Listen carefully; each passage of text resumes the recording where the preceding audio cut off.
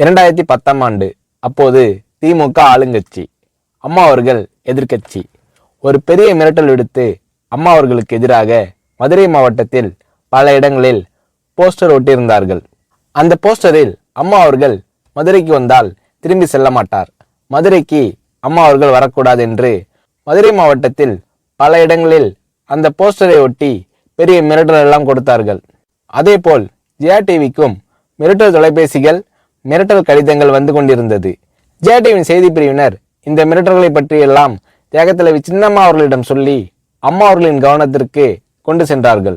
அம்மா அவர்கள் துணிச்சல், வீரம், கம்பீரம் இவற்றின் ஒட்டுமொத்த உருவம்.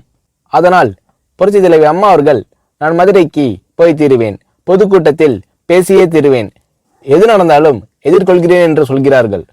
ஒரு கட்டத்தில் ஜெயா டிவிக்கு மிரட்டல் எப்படி வருகிறது என்றால், ஜெயா டிவியின் அலுவலகத்தை வெடிகுண்டு வைத்து தகர்ப்போம், அம்மா அவர்கள் மதுரைக்கு வந்தால் ஜெயா டிவியை ஒழிப்போம், இப்படியெல்லாம் நிறைய மிரட்டல்கள் தொலைபேசியின் வாயிலாகவும் கடிதத்தின் வாயிலாகவும் வந்து கொண்டிருக்கிறது.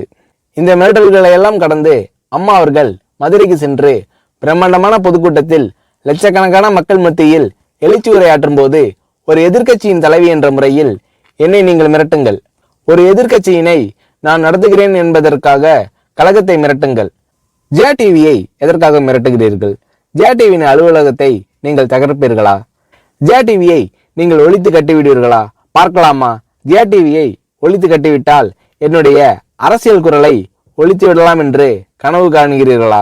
ஜெயா டிவி என் உயிருக்கும் மேலானது, நான் என்னுடைய உயிரை விட அதிகமாக நேசிப்பது, என்னுடைய அரசியல் கரமாக நான் போற்றி புகழ்வது, அதன் மேல் நீங்கள் கை வைப்பீர்களா, பார்க்கலாமா என்று எழுச்சி உரையாற்றினார் புரட்சி தலைவி அம்மா அவர்கள். இப்படியெல்லாம் அம்மா அவர்களின் அன்புக்கும் மரியாதைக்கும் பாத்திரமாக ஜெயா டிவி இருந்தது.